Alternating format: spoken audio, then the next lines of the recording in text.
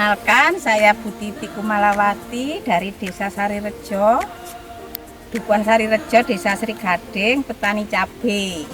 Ada lahan kosong, pensiun pabrik, belajar bercocok tanam, dan yang menjanjikan di sini adalah cabai.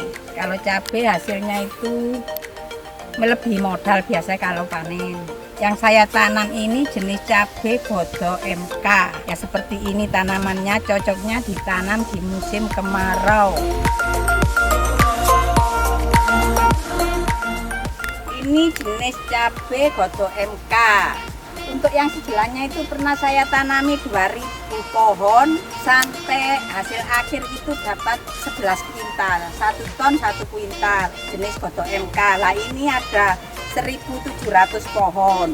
Kalau dikalkulasi rata-rata satu pohon itu 5 on lebih, 5 on, 6 on. Ya kayak gini keadaannya. Ini jenis Bodo MK.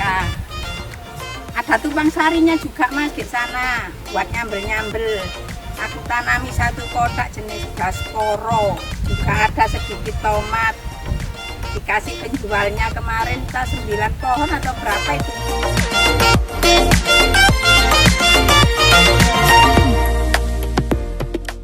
Ya, ini ada beberapa pohon tomat jenis Corona. Ini gak beli, dikasih sama penjual bibit cabai. Tadinya buat sekedar nyambel atau apa gitu loh. Tapi tumbuh subur, ditumpang sari dengan cabai. Nah, ini keadaannya. Tomat jenis Corona. Ini kalau nggak salah ini 9 pohon.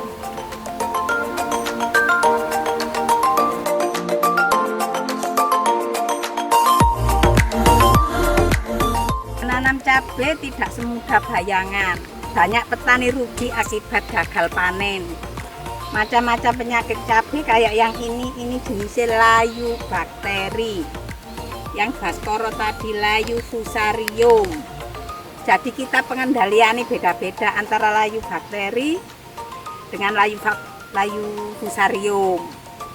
Padahal ini sebelumnya sudah saya perkirakan bagaimana agar tidak layu. Waktu tanam dikasih jenis pupuk hayati, bakteri dan fungisida, merek dagang Baktosin. Ternyata di sini masih ada serangan. Dan ini yang pengendaliannya telat, wassalam ya. Itu ada yang bisa dikendalikan langsung hidup. Saya kasih tanda model begini, rafia. Bisa dilihat itu yang terkendali. Itu termasuk serangannya baru, terus kita kasih obat. Lewat penyemprotan, lewat pengocoran sesuai dengan penyakitnya. Jadi antara layu bakteri dan layu fusarium pengendaliannya beda. Obat yang dipakai maksudnya beda. Nah kayak gini Mas ya. Kalau gak dikendalikan ya terus. Sekarang ini BBM mana seret, apalagi bakteri, 1 petak dijamin nular. Kalau bisa dikendalikan ini saya gak pakai biasanya dipotong. Anunya ini dipotong. Musa ini, lahan ini dipetak ini dipotong. Kayak gini ini yang kena layu bakteri sehari, 2 hari, 3 hari langsung mati. Kalau fusarium pagi segar, siang layu, sore segar begitu. Kalau gak dikendalikan sampai 1 minggu akhirnya ya mati juga. Cuma nek dibanding layu bakteri dan fusarium mending fusarium. Kalau bakteri ini cepet 3 hari pengendaliannya telat, wassalam. Cabai ini umur 2 bulan dengan keadaan seperti ini. Panennya 3 bulan, 80 sampai 90. Nanti kita 80 itu panen sedikit-sedikit. 90 hari, terus ada nanti 3 kali petik biasanya dapat banyak.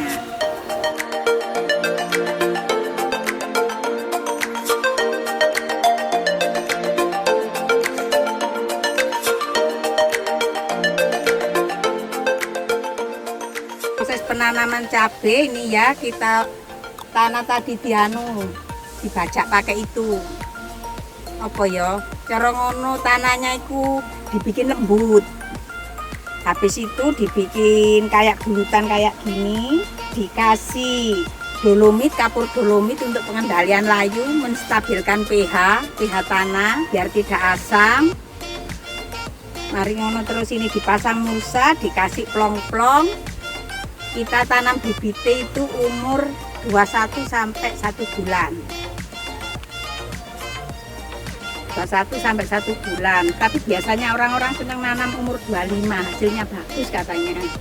Terus penyemprotan dilakukan 3 hari sekali untuk pengendalian. Di rolling-rolling. Untuk saat ini kita pakai Abamectin. Penyemprotan berikutnya pakai Akarisida. Disesuaikan dengan keadaan cabai. Kalau ada ulat, layu, lalat buah, kita pakai Preponopos, Demotoat yang mempunyai bahan aktif seperti itu, Inseke. Ya, ini panen umur sekitar 3 bulan. Menanam cabai itu perlu biaya besar dibandingkan tanaman yang lain.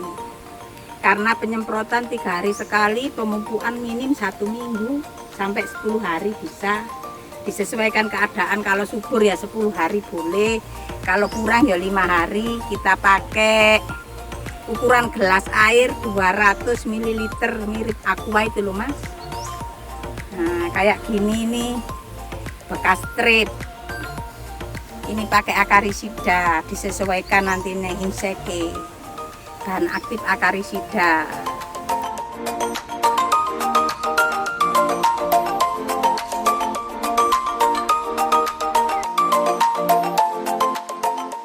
Tanam cabai waktu panen tahun kemarin itu 2000 pohon dapat 11 kuintal, 1 ton 1 kuintal. Cuman harganya beda-beda ya di sini ya Mas ya. Pas panen pertama itu harga 50, terus turun sampai 7.000. Dari total hasil itu mencapai 25 juta dengan modal 8 juta. Kalau kita tanam tanaman lain kan gak mungkin sampai sebegitu. Balik modal enek untuk padi wis untung-untungan, kadang pupuknya ya langka. Kalau ini kan gak pakai pupuk subsidi. Kita pakai sesuai dengan kebutuhan, fase vegetatif, fase generatif. Cuman perlu ongkos yang lumayan banyak dibanding tanaman lain. Kalau penghasilan bersih kita tidak bisa kira-kira ya, tergantung harga di pasaran. Kadang yo anjlok kayak sekarang terjun bebas. Sekarang di pasaran itu dari petani cuma 5.000. Kalau dari petani 15 gitu kita masih bisa nanam lagi. Hitungannya begitu. Kalau kayak gini moga-moga nanti PPKM dibuka, harga bisa stabil. Mungkin juga faktor panen raya ini ya, di mana-mana panen kayak ini. Madura, Probolinggo panen. Iya, diambil bakul-bakul, kita wis tinggal ngantar, ada bakul yang jualnya ke pasar.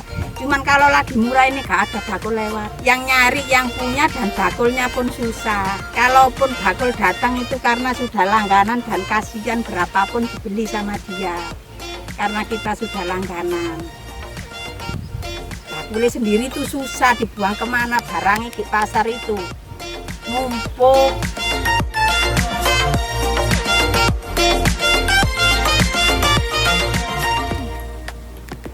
Kita lagi ngambil yang jelek-jelek akibat kena serangan bakteri. Meski sudah terkendali, yang sudah kena serangan ya terlanjur ya. Yang kena layu bakteri ya penampakannya kayak begini, cabenya lolot, berair. Terus kalau airnya habis mengering tapi tidak jatuh, itu kena bakteri. Beda dengan lalat buah dan antraknosa, masing-masing punya ciri sendiri-sendiri.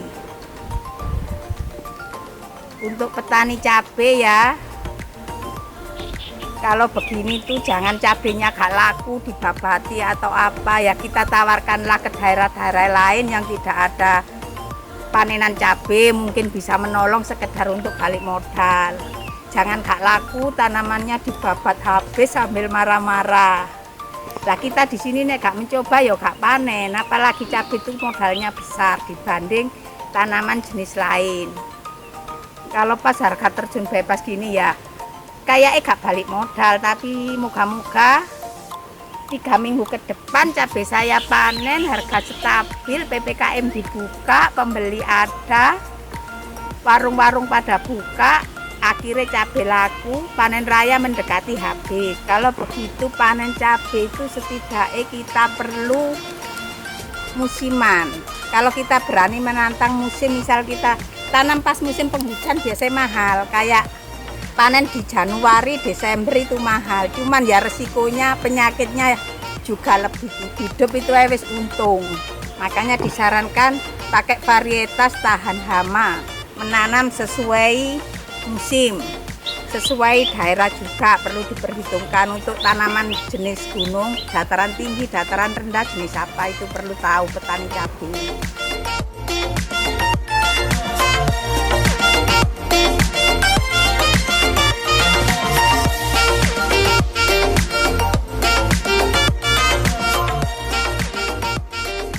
Kita jangan takut gagal karena faktor modal. Kalau tidak mencoba kita tidak ada hasil.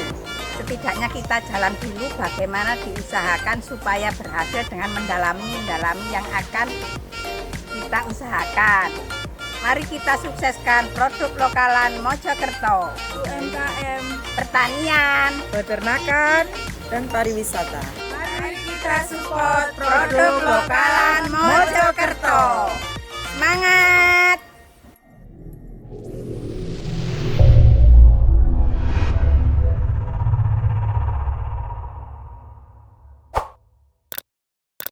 Subscribe sekarang. Like sekarang.